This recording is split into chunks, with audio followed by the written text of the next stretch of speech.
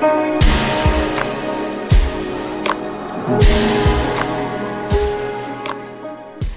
going on, guys? Week 13 in the NFL. We welcome you back into the NFL betting show. Abby Labar, Chris Meaney, Sam Choudhury joining us yet again in place of Mike Randall. But Sam, we love when you're on the show. I feel like we always have a lot of fun with you. So appreciate your time.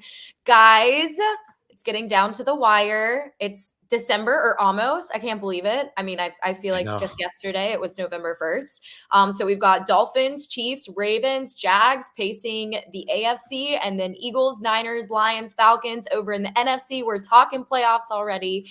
And this week there were some ugly games. Can we say there were some ugly games this week? I mean, I don't know, like really games. Screwed up my bets. I'll tell you that.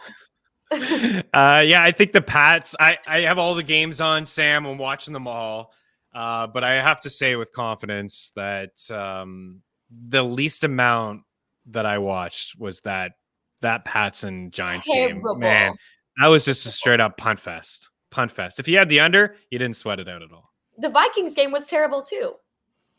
Oh yeah, that was one of the worst teams. Yeah, I mean, me, like most of my viewing is from Red Zone, so none of those teams are showing up on Red Zone. Whatever DFS lineups I got, I'll try and dual screen. But yeah, I'm not touching the Patriots or Giants, so it's just off my radar. But you mean you're not a fan of Tommy DeVito and his family? Come on, they're like the story of the NFL right now. I love the DeVito bit. He seems fun, but. Yeah. That's such a family that you totally go over there and they make you like just boatloads of pasta. It's like pasta and pizza, and it's like one of those Italian families that just feed you until you can't eat anymore. Hey, good for him. He's got the Giants are playing. They've won a couple games. They're clearly the pasta's fueling him. I mean, they're definitely ruining their draft position, but he's got everyone kind of playing there, and I guess it's a fun story. But I think Abby last week was pretty good, just taking a look at the Week 12 schedule here. Yeah. We talked about the Niners rolling against the Seahawks. Certainly a surprise with the Lions, and I think they could be in trouble. I mean, that's a conversation. There's no Randall on this show. They're playing the Saints. Oh, gosh. We know where Randall would go, but Detroit playing the New Orleans Saints, kind of a must-win situation. Definitely for New Orleans, and like to see Detroit kind of get back, but we certainly called San Fran rolling in that game. We talked about the Steelers beating the Bengals. We talked about the Eagles winning, but the Bills covering. And we got a little lucky with that, with the walk-off win, but the Bills did cover, and Philly won the tight game. I think we were on the Broncos here as a show, and we had Baltimore covering the 3.5. So I'm pretty happy with how things went last week. Hopefully we can carry over. I guess it was just my Monday Night Football, and then I watched that terrible Giants game. So that was my choice. Sam did it right. I clearly was the one choosing to watch the bad games. Hey, another team we were drinking the Kool-Aid with, the Texans, right? And then Trevor Lawrence came out, 73% completion rate. The Jaguars are just red hot right now. So let's start there. Chris, Bengals at Jaguars, or at Jacksonville, same thing. Yes. The spread right now, 8.5. Is that too? That's a pretty hefty spread. Are we points? I am. And I was on Jacksonville last week. I really liked the direction of Trevor Lawrence from the game that we saw a couple weeks ago. So I'm on them again this week. I know this is a large spread, and unfortunately it's not T-Law versus Trevor Lawrence. It's a game that I had circled here that I thought could have, a lot on the line for both teams, but certainly just for Jacksonville at this moment. I really like what I've seen from Trevor Lawrence over the past couple of weeks. I mean, 364 passing yards last week, a season high, 2 total touchdowns at 6 in his last 2 games. And I don't think it's a big surprise that this has happened, or a coincidence rather, since Zay Jones has returned to the lineup. And I know he's not offering a whole lot, but it just gives them more stability with their wide receiver room. And Zay Jones was like 1,000-yard wide receiver last year. Calvin Ridley's had a couple good games in a row since Zay Jones has returned, and Christian Kirk. And I know we haven't seen a lot from Evan Ingram, and Travis Etienne's been a little quiet over the past couple weeks, but Dearness Johnson's getting some touches. So I like where their offense is right now at this moment with Trevor Lawrence and company. And I want to give some love to the defense as well. Like the other Josh Allen, the good Josh Allen, no shots at Buffalo Josh Allen, but Josh Allen and Trayvon Walker, these guys are getting pressure on the quarterback, and this is the only team, Jacksonville, that has 2 guys that have 30-plus pressures. And we saw it last week against CJ Stroud with the game on the line, and Stroud has been able to do this multiple times already as a rookie, march his team down the field with minimal, timeouts and time. and put his team into a situation to win. And they almost did. They had the field goal that hit the bar, and it was really close. But I thought the difference was the two edge rushers getting after CJ Stroud and sacking him and putting him back into just outside of the range that Amendola could kick a field goal for them. So both sides, I like where their defense is at, like where their offense is at. Yeah. I'm not believing in Jake Browning. Joe Mixon, 8 for 16. Like, what is happening with? He's just not going to run the ball.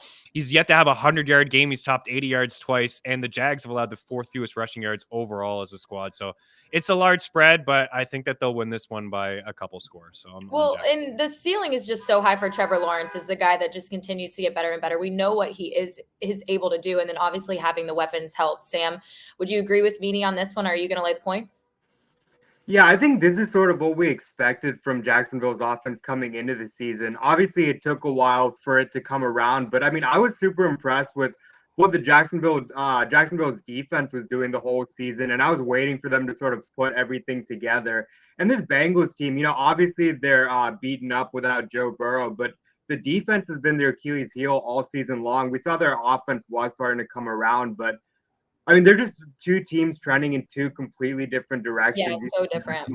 Yeah, I mean, I was pretty surprised. Like, I was looking at the playoff projections, and I was surprised. I think Jacksonville is second or third best odds to get a bye, and that kind of caught me off guard. But then looking at it, I mean, I feel like Jacksonville's season is sort of flying under the radar because we don't normally consider them the elite team. But I mean, their record says they are, and yeah, I don't know if we're going to get any pushback from Cincinnati's side of the ball. So, even living in Cincinnati, it's kind of rough, with the way the city is now compared to just a couple of weeks ago. But yeah, I think I'd back Jacksonville too. Big chili fan? Are you a big Skyline chili guy? I absolutely love Skyline. Like, there's one across the street. Like, you can't beat it. Like, wait, I've never had this. You Me neither. I've only heard good things. Well, I mean, actually, I've heard everyone who tries it outside of Cincinnati absolutely hates it because it just really? It doesn't taste like traditional chili. Like, I mean, they're called chili in name, but I don't know. Like, I feel like it's a completely different food. Like, you got to eat it and not expect it to taste like chili, I guess. I feel like it's more. I was really hoping the Bengals won the Super Bowl a couple years ago against the Rams because CJ, Uzama said that he was gonna bathe in chili if they won. And I was just here for that. I needed to see it. I just needed to see a dude in a tub with just full of chili all over top of the face, and I'm here for it. I don't care how disgusting it sounds. The links we will go to. Yeah, the college football bowls. They were talking about the Pop-Tarts bowl being like an edible mascot. I'm like, this is the most wonderful time of the year, literally. Okay, Washington Commanders allowed 45 points, an absolute plummeting for them. Okay, so now they face Miami, right? I was looking at our models, guys. Tua's expected to pass for over 300 yards. Okay. I think the line is 280 in the hook. So definitely, I would say probably safe to say you could play the over on that unless Washington snaps back into it after how miserable things were for them last week. Sam, what are your thoughts on this game? Spread 9.5 right now. Thumbs up. You like thumbs it. Up. Oh, well, whoa. We got we're really excited about this game, guys. Amazing. How do you do that stuff? I'm so jealous. Magic. All right, Sam. Miami, Washington. What are your thoughts? Yeah, I absolutely love Miami and specifically Tua's spot in this matchup. I mean, they're already on a historic pace as far as their offense goes, and you couldn't ask for a better matchup. One thing about Miami is we've seen all season long is they're great against the bottom-ranked teams, but they struggle against, I would say, I guess above to elite defenses, but there's really no concern in this matchup. We have the Commanders 29th in total team DVOA, 31st on defense, and they're the worst passing defense, 32nd in DVOA against the pass. And that just goes completely in Miami's favor. Obviously, their offense is their strength, but on the season, they've scored a touchdown on 33.6% of their possession, which is by far the highest rate in the league. And on the other side, our Commanders have allowed the most scoring touchdowns per possession against opponents. Miami has 87 plays that have gained 15 or more yards, and the Commanders have given up the most passing plays that have 15 or more yards. So I feel like this is a huge mismatch on paper. Normally, these kind of the 9.5 spread makes sense, but a lot of times I get worried about what we're gonna get out of garbage time. We kind of saw it on the Thanksgiving Day game. Dallas sort of left their foot off the gas. Commanders, I mean, they were never really in it, but you saw them start to score down the stretch. So that's one reason. With teams specifically like Miami, you see guys from the Kyle Shanahan tree. A lot of their game plan, they have it schemed up. I'd say probably their first 3 to 4 drives, and you see a lot of points in the first and second quarter. And with the spread as big as 9.5, I like taking Miami within a touchdown. At 6.5, you can get it at plus money, but if you get the 6, you can at least push if they're up by 2 field goals. But yeah, I think they easily cover the -6, and like I said, it sort of keeps you away from the 9.5 garbage time points at the end of the game. Hey, another prop that I saw some good value in, Meaney, I'd be curious your thoughts here. Plus 106 for Tyreek Hill over. The line set at 7.5. Do we trust that? For the grabs, yeah, I think I mean I would lean yes. I'd rather take the yards because of some of the things that Sam said. Maybe they take the pedal off the gas, and maybe it's just like in the first half there's 5-6 grabs for $1.50. Like it's something that I think he could do. So I'd lean with the receiving yards over the catches, but man, he's been impossible to stop, even in a tough matchup against the Jets on Black Friday. His receiving yard prop was 76.5, and he basically did it on the first 2 drives. And I know Sam had the bet of the day was 5.5, a little bit of juice. We had that one comfortably as well. This guy just cannot be stopped. I couldn't agree more with this pick. I like the 9.5 as well. There's always the threat of the backdoor cover, but I love this because they're going to start strong. The matchup is actually probably the best possible matchup for an offense mixed in with how this offense has been so explosive this year. Plus, on the flip side, this defense in Miami has been much better over the past couple weeks since Jalen Ramsey has returned. Now you got a secondary with Ramsey and Xavier Howard. We're all still waiting to see Miami beat a good team, and they're going to have some tests down the stretch. They got the Cowboys and they got the Bills, so we'll really see where this team is at. But this is this one's going to be a blowout. I think they're going to win by like 14, 17 points. Ooh, bold. All right. Another offense that's expected to have quite a day, which is funny because they just fired their offensive coordinator. So Kenny Pickett expected to pass for 231 yards, according to our FT and Bets models. They put up 400 yards of offense after firing Matt Canada. Was Matt Canada the problem? Was he the problem? What do we think about the Steelers? I think he was now? a big They've got problem. The Cardinals. Like what? I think he was a big problem. 59. It took 59 games for them to finally have 400 yards of offense. Insane. But they still only scored 16 points. So even though they had 6 plays of 20 plus yards and Pat Freiermuth with 100 yards, and we saw Najee have a good couple of runs, they still struggled to score some points. But I think he was a big part of the problem. Abby, they were outgained in every game this season. In like 90% of his games, he got outgained. He'd never had 400 yards. Like that's so hard to fathom. And the time that he was there, that this team couldn't get 400 yards of offense. And also like twice they scored 30 points over that span. So I'll let Sam take it away. I think he's kind of leaning with like the Cardinals here, but I really was impressed with what I saw from the Steelers moving the football. And I think that they can run on Arizona. Which makes me like them. But I think Sam thinks that we could see maybe a tighter football game. Sam, you going to Arizona?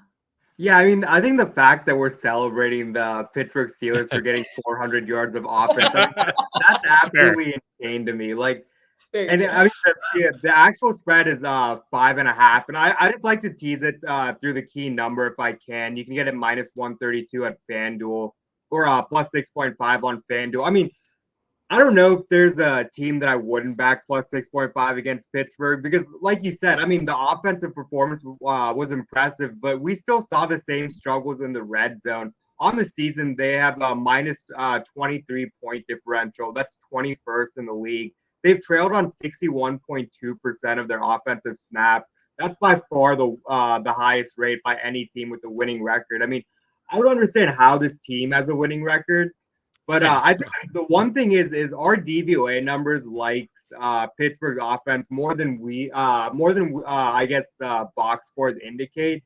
But a big part of that is because they're pretty conservative. They don't turn over the ball, but regardless, that doesn't take away that their bottom five in scoring offense, 16.5 points per game. And I know Arizona didn't look great last week against the Rams. They definitely struggled, but I was impressed with Kyler Murray the first two games coming back, and honestly, he looked pretty much exactly the same. He wasn't afraid to run around. But I think we're getting some value. I think it's just recency bias. Obviously, like we talked about earlier, it was the Pittsburgh's best offensive output of the season. Actually in over 2 years, which still blows my mind. But I think Arizona can hang with this team, and even if Pittsburgh wins, like they're just not a team that can blow out any other team. And I definitely within 2 field goals, I like that a lot. I think Arizona is definitely a live dog to win outright because, like I said, I mean, just fading the Pittsburgh offense. Obviously, Arizona's defense has been terrible this season, but I don't know how much Pittsburgh is going to be able to take advantage of it. The difference last week was Cincinnati has a terrible defense and a terrible offense with Jake Graham, but I think Kyler Murray, I mean, it is a tough defense for him, but I do think he can put some points on the board. So, yeah, 6.5 at minus 132, I think is great value. Did you say money? You said you might. So would you take Arizona on the money line then as a dog? Oh, yeah. I mean, I'll definitely be sprinkling Arizona. Okay. Yeah.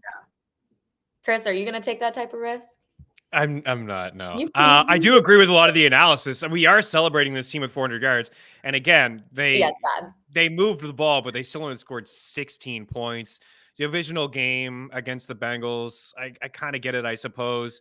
It could be some sort of backdoor cover here because of Kyler, like what he can do with his arm, what he can do with his legs. Like that's certainly live. And I would maybe tease down, like I'm a sucker. I'd probably tease down Steelers win by a field goal. Like I could see that happening. I would be surprised if Arizona won the football game, mostly just because of Watt and the pressure that he can bring.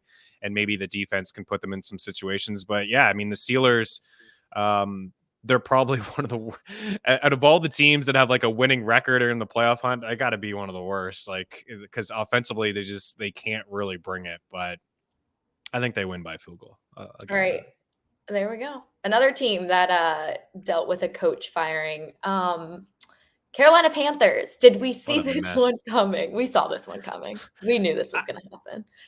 David Tepper like? Is he good? What's happening?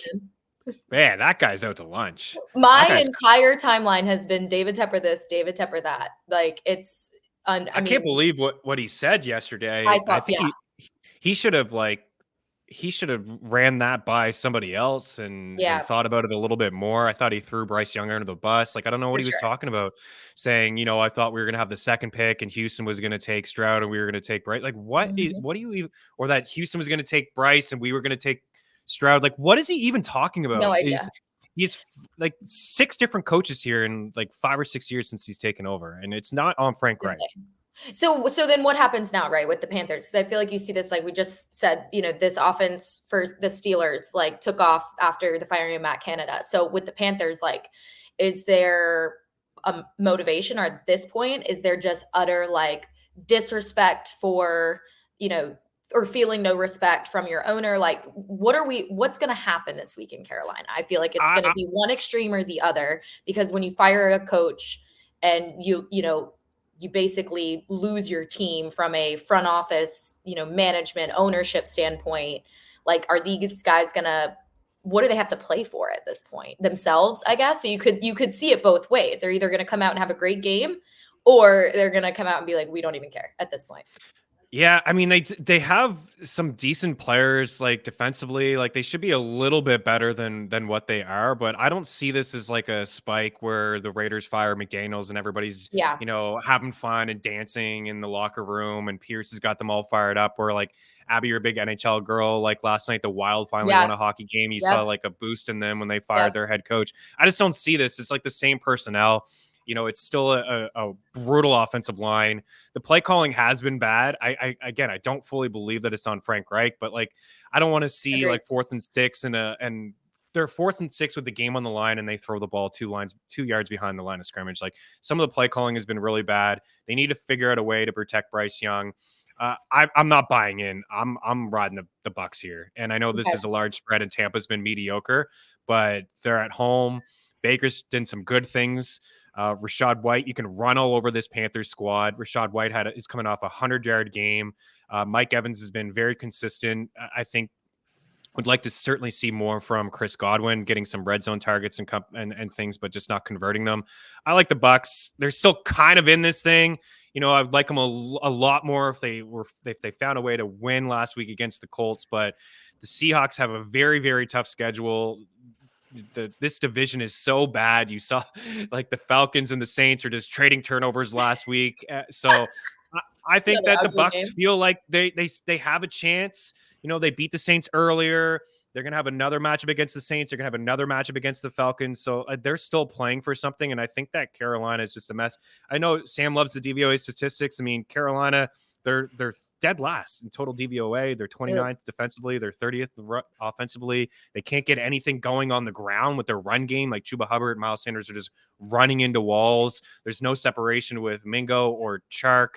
It's just Thielen, and he slowed down as well. So it's a large number for really a team that's below 500 as well in Tampa. Yeah. But I'm going to give them the benefit of the doubt. And you just hope the secondary can step up and make a play because it's been pretty bad in Tampa as well. All right, Sam, we're going to shift over because we can't talk about these ugly Panthers much longer. I think we kind of hit it all there. The Chiefs and the Green Bay Packers. The Packers, Jordan Love, he's kind of rolling right now. Big win over the Lions. What do we think about this game? The spread's at what, 6? 6 in favor of the Chiefs in Green Bay. Are the Packers and Jordan Love, do they have enough to cover the spread? Yeah, I don't think so. I'm going to take the Chiefs here. I think this line is more of a recency bias thing. I mean, the last 2 weeks, Jordan Love has been absolutely balling out, but I think that's more a result of the opponents they're facing. Even against Detroit, the Green Bay's offense, they had a lot of short fields. They were turning over Goff a lot. I don't expect we're going to see that with Mahomes and the Chiefs. But yeah, I mean, I got to give Jordan Love some credit. I mean, he's a guy that I've sort of been crapping on all season long. He's definitely looked a lot better. There's no doubt in my mind that after the bye, he's definitely improved. But you still look at their numbers. They're 19th in DVOA. We have the Chiefs third. Obviously the third best team in football, which makes sense. I mean, there's really no weaknesses on this Chiefs team, top to bottom. Normally, we've seen the offense carry the Chiefs team, but now it's sort of a balancing with the offense and defense. I mean, the defense isn't playing incredible this season. And the one thing I do like about DVOA is even though we're not seeing those monster numbers from Mahomes, we still have the Chiefs as a top 5 passing offense. And then, on the other side, we've seen good numbers from Jordan Love, but they're way down at 16th in offense. So I don't think the Chiefs are going to struggle against this Packers defense. And I think it will be a sort of a get right spot. We saw against Philly, they looked great in the first half, completely collapsed in the second half.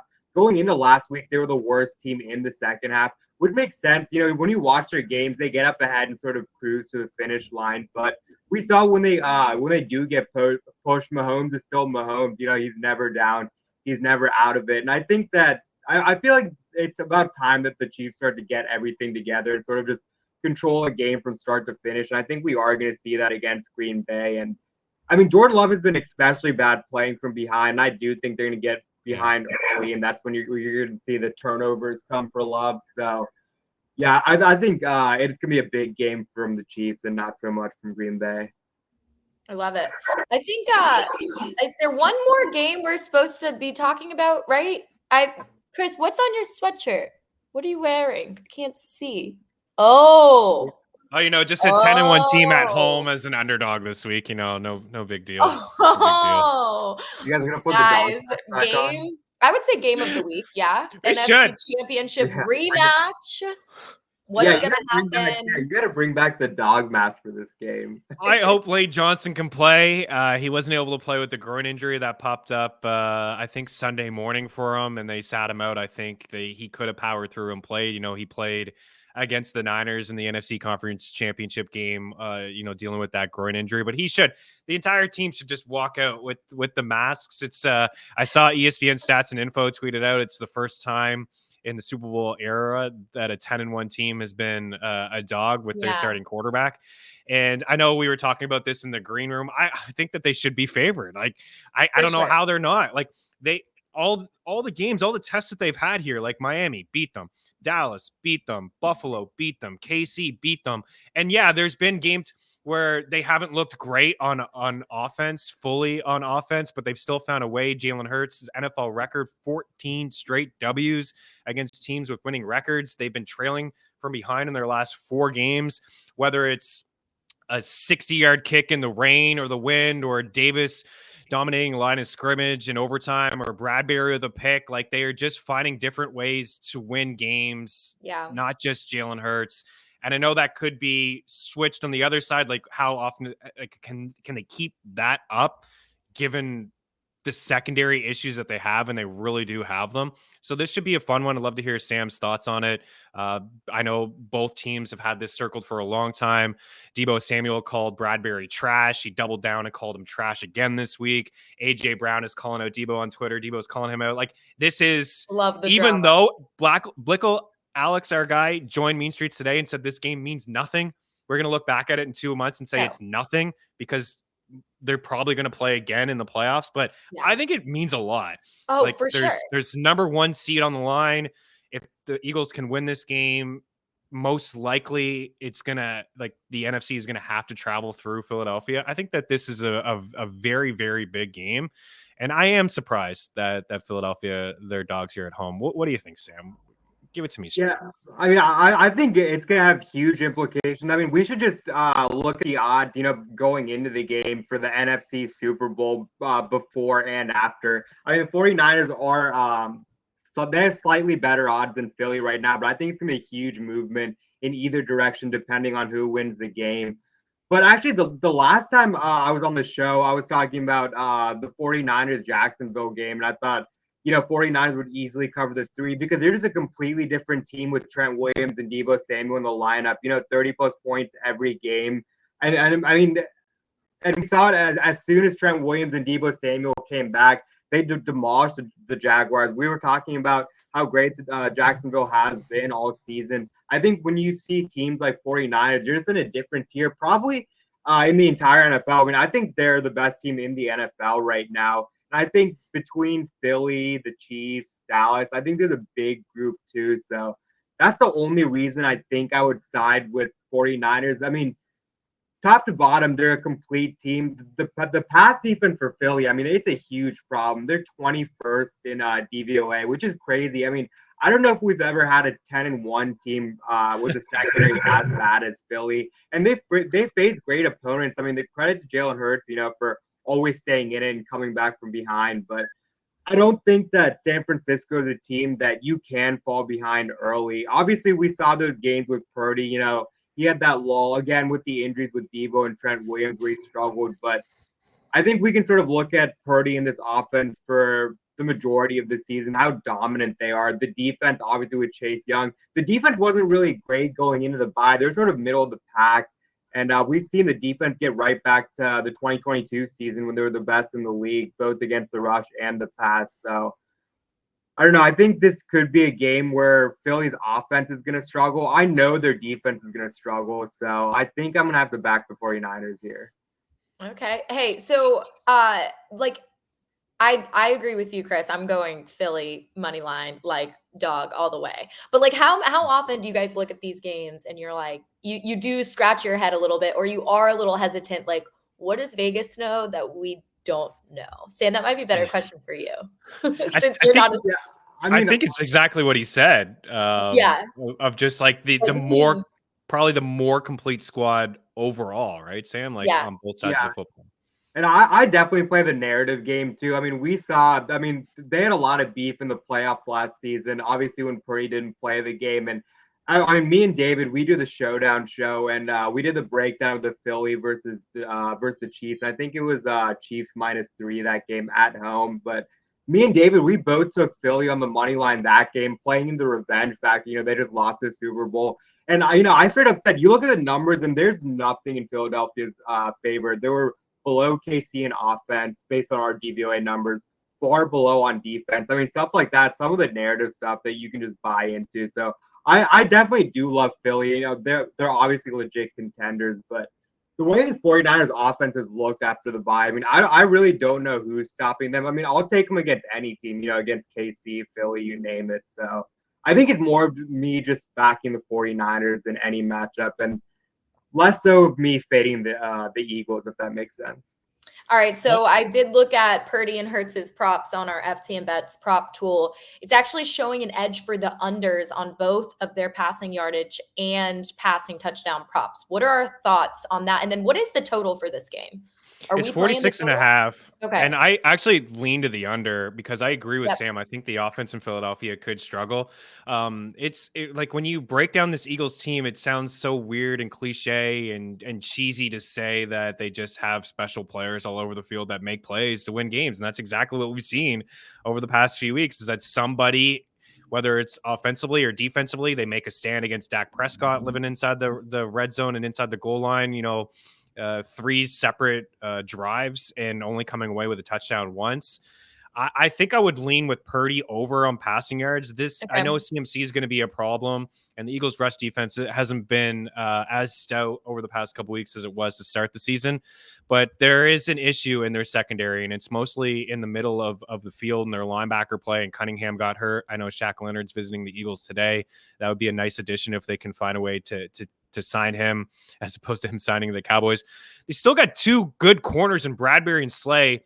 I think they're more experienced at this point. The speed is not there with Bradbury. So I think Purdy with these yak monsters, I would lean to the over on his passing yards. He's basically been a 2 touchdown per game guy since he was there at Debo in the games that Debo plays. And I would lean to the under on Jalen Hurts, but man, it should be a good one. It should be a really good one. I think it's going to come down to who has the ball last, whether that's a stand or another game-winning field goal or something. All right, great stuff as always, gentlemen. Hey, do we have a survivor pick for this week? Yeah, we keep doing it. I think Jacksonville is widely available to people. I know I haven't picked them yet, and I'm picking them this week. And in another one where I have to pick a second team, I think that I think I'm actually leaning with the Steelers. I know Sam making me uneasy about that one. The Bucks or the Steelers. You're just getting down to the nitty gritty. Like you have to take somebody here. You're running out of options. Believe it or not, I've already taken the Chargers. What do we think about? Just quickly before we get out of here, two maybe coin flip games. Sam, get your thoughts. Detroit, New Orleans, and Denver, Houston. Because as much as CJ Stroud is playing really good, this Broncos team is playing really, really good team football at the moment. And I think that's so funny because we were so they low. Allowed 70 points in a game. We were like, what? Like what happened? I know. But now, like Russ is cooking. He looks like MVP Russ in Seattle. He's running more than he ever did. Like he's playing good football. Crazy. And the defense is playing good too. I think that they're live dogs, Sam, to go in and beat the Texans. Yeah, I do too. And we showed it at we had it Texans -3. You can get Denver with the hook plus 3.5. I mean, that's widely available pretty much anywhere you look right now from what I'm seeing. So I do like that. And yeah, I think that's one thing that we as NFL fans and even casual bettors, I think we're too weighed down on what we saw early in the season, and we don't put enough weight to what we're seeing recently. And yeah, Denver, I mean, they have the longest active win streak in the NFL. I mean, that's just absurd to say right now, especially what we saw at Denver, to open the year. And I think going into the season, we did think that, maybe the offense is going to take some time, with a new system under Sean Payton, but we expected the defense to continue to be strong. I mean, for years, they've been a dominant defense. I think we're finally seeing the defense that we expected going into the season. And yeah, I mean, Russ has been cooking. I mean, he's been crazy efficient. Even when they were in that slump to start the year, Russell Wilson was fine. I mean, he's been really good the entire season. I feel like people aren't giving him enough credit. But yeah, on the other side, the Texans, I mean, we saw them hang with Jacksonville, and we talked a lot about Jacksonville to open the show. They're a legit team. I still think, Jacksonville's a clear tier ahead of Denver, and we almost saw Texans pull off that upset. But yeah, 3.5 with the hook. I think that's a good way to middle it with Denver.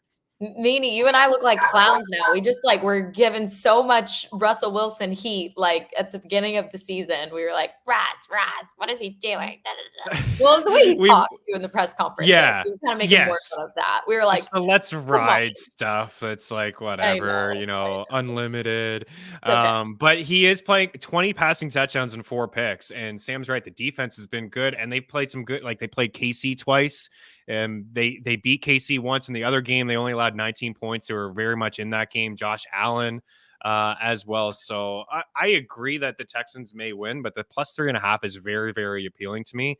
And confidence is a scary thing. And this team is playing with a ton of confidence, and Sean Payton has quote unquote fixed Russ and this offense. So I really like where they're at the moment. Yeah, Sam, that was a great point that you made about like how we kind of look at the season sometimes as a whole, like what happened a few weeks ago versus like the streaks that these teams are currently on now. Not to mention like what time of the year it is too. Like these games are just, the mindsets are completely different. Things have shifted. Who knows who's going to start tanking soon and who's going to start winning. Like you have to kind of look at it like that as well. So I like that you brought that up.